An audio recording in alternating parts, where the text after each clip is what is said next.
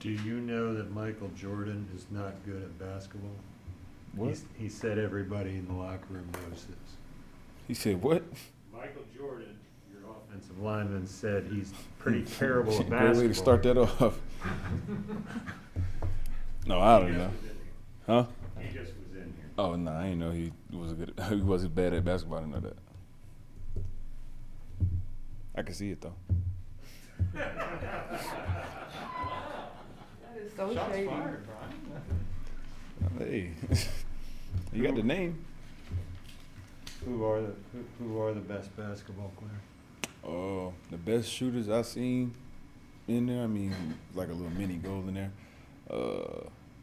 I'd probably say Keith, Ian, and surprisingly Timo. Timo can shoot.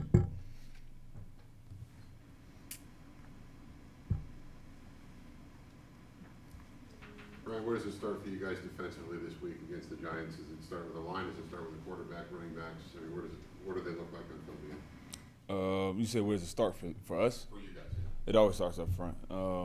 I mean, I feel like every good team has a dominant front seven.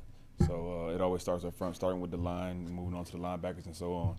But the more dominant we can be up front as a front seven, the better the game will go, for, in my opinion. What do you guys need to do better if the Giants decide to employ the look that you've seen the last 2 weeks where you get max protect and the tight end chips and stuff like that?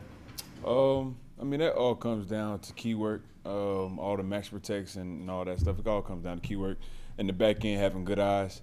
But, I mean, you just got to take it on how it is. But we're probably going to see that, I mean, because we've been seeing that basically almost every week. So. Do you prepare for Barkley, even though he's been down with the injury and, I mean, limited yesterday? Didn't practice yesterday, that sort of thing. How do you prepare for a team where the guy could or could not play? We prepare for any good back the same way. At the end of the day, when it gets to the game, you have to, like, you feel me? Like, you have to collapse on him. Like, it has to be multiple guys hitting him at the same time, good angles to the ball. Like, that's any back. But just in case if he does make a miracle comeback or something for this game, yeah, you got to be ready for him. How would you describe Daniel Jones?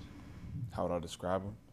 He's sneaky athletic. I mean, it's not really sneaky anymore. We done seen him. He done bust a couple big ones down the field a couple times. So, yeah, but he's sneaky athletic. Like, you wouldn't expect that from him. I'm sure he's faster in person than what we see on the field. So that's something that we definitely have to be accounted for. You said that you and Hasan earlier in the year spent a lot of time talking about pass rush. How have those discussions with the two of you changed over the last couple of weeks as you try to kind of get through this pass rush struggle, if you will?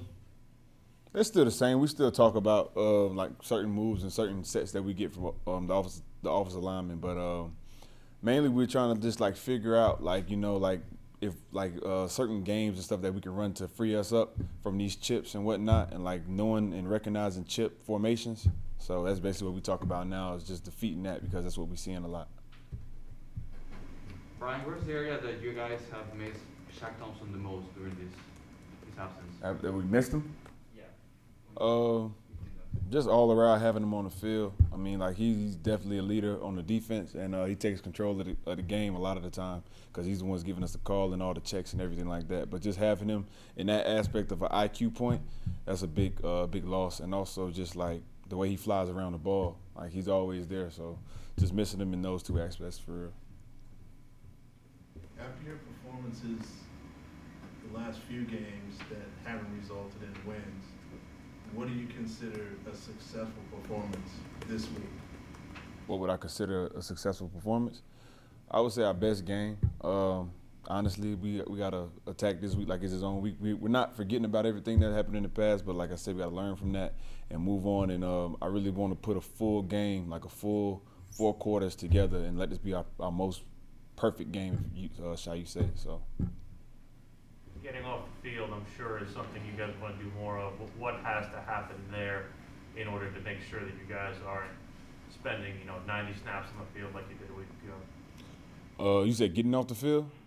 the biggest part of that is communication, from the front to the back. As far as like games, chips, anything like communicate. If everybody's on one accord and they're playing the same thing, your chances are higher getting off the field. But if you got a couple guys playing something different, that's where the big plays come.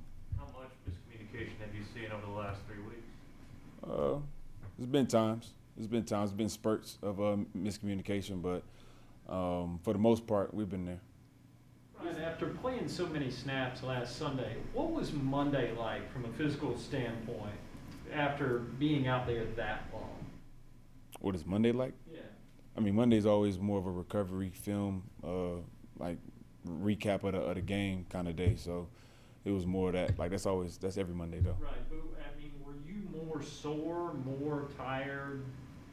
No, I feel the same after every game. I mean, I don't be crazy sore or nothing like that, but no, I was fine. You set goals for yourself ahead of the season. You don't share, but we know that you set these goals. How much pressure do you put on yourself during like a 3-game losing streak? How much pressure do I put on myself? A Yeah, lot. personally. A lot, because in those losses, I feel like I can do a lot more, or I could have been a bigger impact in that game to have a result of a win. So I put a lot of pressure on myself, and that's kind of like my main focus. Like I want to impact the game, like whether it's on special team, it don't matter. Whatever I'm in, I just want to impact the game and have that changing point of where we can win. So that's just how I think. How tough is it when you don't feel like you're making that impact that you want to make? It's tough. It's tough. But that's just things you got to weather. You got to weather through the storm. Like, it's not going to always be like this. So just got to keep fighting through it. Just keep pushing. Phil indicated that since the Dallas game, pretty much, only been 2 games since then, but chips. And you said this same thing Sunday. Is that just going to be what you're expecting to see the rest of the way? In a sense, yeah. But like I said, like every offense can't chip all game. They're going to have to stop it at some point, especially when they get down. They're going to have to release more guys for routes and actually have bigger chunk plays, so they can't chip all day.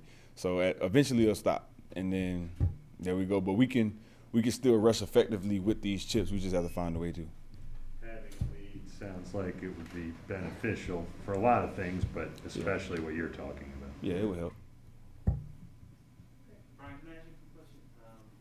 What do you think Hasan his addition has meant to this team? So Hasan been balling. I be telling him all the time that boy be living right. But yeah, he been balling. Like he's making a lot of plays, and he just brings that. He brings a different kind of edge to the defense. I don't know. I just feel like his mentality on the field, like it really rubs off on everybody. Like he's salty. That's a funny way of putting it. But he's salty. Like he really gets after it. So yeah, he's a great addition to the defense for sure.